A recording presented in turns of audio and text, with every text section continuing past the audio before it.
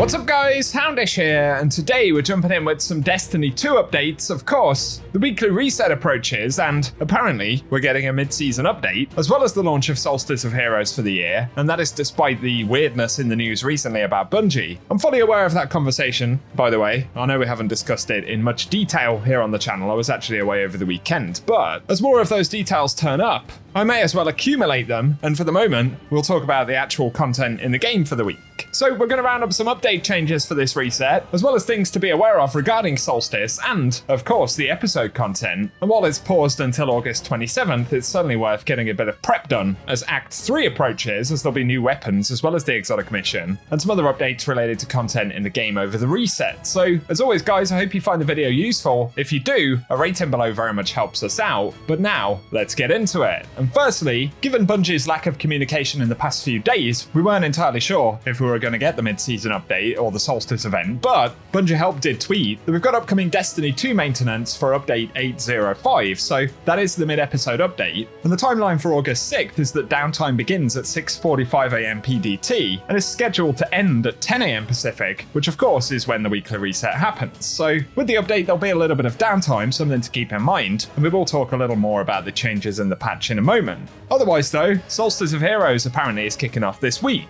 It looks like it's going to be a fairly normal Solstice event, so nothing too groundbreaking, but it will mean the introduction of a new weapon. This time we're getting a Solstice bow, and so it's a void lightweight frame bow. The first trade slot is able to get Archer's Tempo, as well as Repulsor Brace, Successful Warm-Up, Enlightened Action, Hipfire Grip, and then it can also get Air Trigger and Loose Change. With slot 2 able to get Archer's Gambit, as well as Destabilizing Rounds, Golden Tricorn, Opening Shot, Precision Instrument, then it can also roll Disruption Break and Kill Clip. Plus it gets faster draw time from the Dreamwork Origin trait, and it has Vice Stinger present as well, so it's going to be a pretty fast firing bow. And there are some good perk options there. Let us know what you'll be looking out for down below. It's also worth mentioning that we have other updated weapon rolls for Solstice, so there's something new hand cannon, which of course is a status aggressive frame, can roll Rapid Hit, as well as Feeding Frenzy, Subsistence, To the Pain, Elemental Capacitor, Demolitionist, and Snapshot in the first trade slot, with the second slot able to get Explosive Payload, Headstone,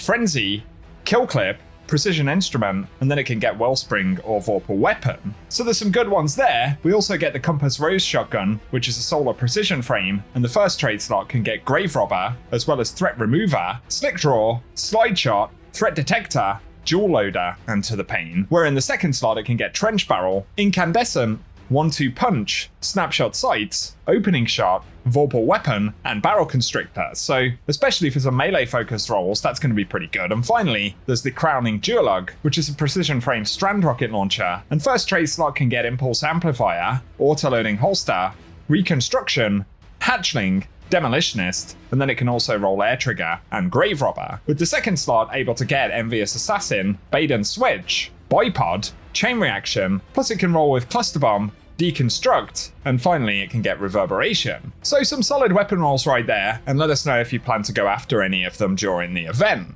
Otherwise, there is new armor, and there'll be a bunch of cosmetic items for the Eververse store. As always, there will be silver things, but a few things coming up for Bright Dust, mainly from previous years. That includes the Beach Header ornament for Merciless, Sudden Squall ornament for Sturm, and the Raging Lepus ornament for Jade Rabbit. Plus there'll be things like the Predator Sun Shell and the Finned Shell Exotic Ghost. That will be a silver and Bright Dust purchase inside of the event, so if you don't want to buy it for silver, keep in mind that it will come up on one of the weeks. It'll be the same situation for the Crab Cycle Exotic Sparrow, the Get Off the Lawn Exotic Sparrow, and the Summertide Kite. So those are some of the key items that will be available for both currencies. Keep them in mind if you're willing to wait and spend Bright Dust instead of silver. Otherwise, we'll have to wait and see what else the event may be about. But let us know if it's got your interest remotely down in the comment section. And otherwise, of course, there is the mid-episode update. We'll get further details at reset with patch notes and things, but Bungie are of course buffing the drop rates of exotic class items. And in particular, these will have a better chance to drop from overthrow related chests now, and the more chests we open, the more the chance will increase, with higher tier chests giving bigger increases to the drop chance. And they've also increased the chance to store up overthrow chest drops to come from lost sectors and co-op missions, so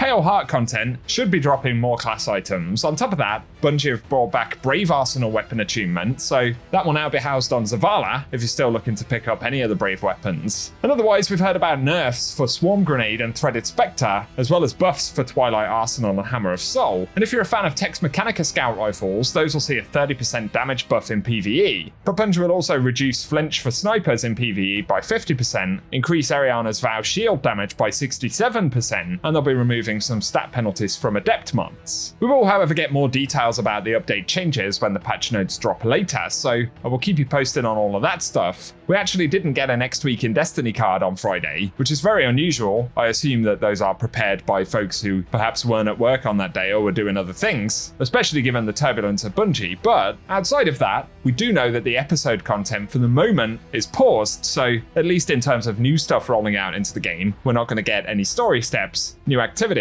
or rewards until August 27th when Act 3 drops. So as we saw in the previous act, the best thing to do is to hold on to seasonal challenges, avoid turning them in if you can, as that XP will be wasted with regards to the season pass. So if you hold the challenges, we can turn them in once Act 3 drops and it'll give us a bunch of ranks. Also, if you're done collecting weapons from this episode, I'd say it's worth holding on to Echo's Engrams too, as we are going to get new weapons with Act 3, and those include the Chronophage Trace Rifle, the Speleologist Machine Gun, and the reprised Martyr's Retribution Waveframe Grenade Launcher, and some of those have fairly decent rolls. So again, if you're done collecting, you may as well hold on to those engrams for the next 2 or 3 weeks, as they will be useful once again. Seasonal challenge wise, this week though, is pretty basic. One of them is to acquire the perfect pitch ritual weapon, another is to complete crucible matches in competitive, and then we've got mid-range calibration to get kills with hand cannons, glaives, autos, fusions, and machine guns, and Cosmodrome activities to of course complete patrol-based activities in the Cosmodrome. Otherwise though, for the moment, we'll have to see what we get in the game, and of course wait for any updates from Bungie. So keep it locked and loaded here on the channel, and I will keep you up to date as always. If you've enjoyed the video though and found it useful, a rating below really does help us out, and also be sure to get subscribed so I can keep you posted with more Destiny content. But otherwise, I appreciate you tuning in, and whatever you get up to, I hope you guys have an awesome day.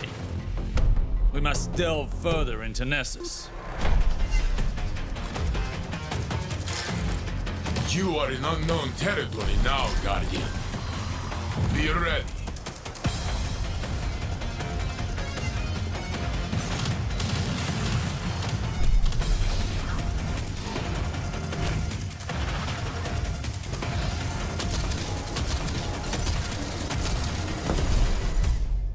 The conductor grows more dangerous each passing moment.